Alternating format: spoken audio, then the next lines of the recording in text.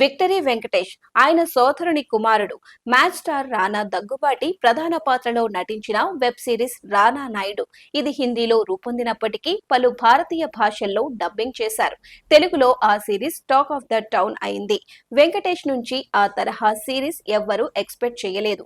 OTT project అంటే ఆ మాత్రం ఉండటం కామన్. తెలుగులో కొద్దిపాటి విమర్శలు పక్కన పెడితే బాలీవుడ్ నుంచి అద్భుతమైన రెస్పాన్స్ వచ్చింది.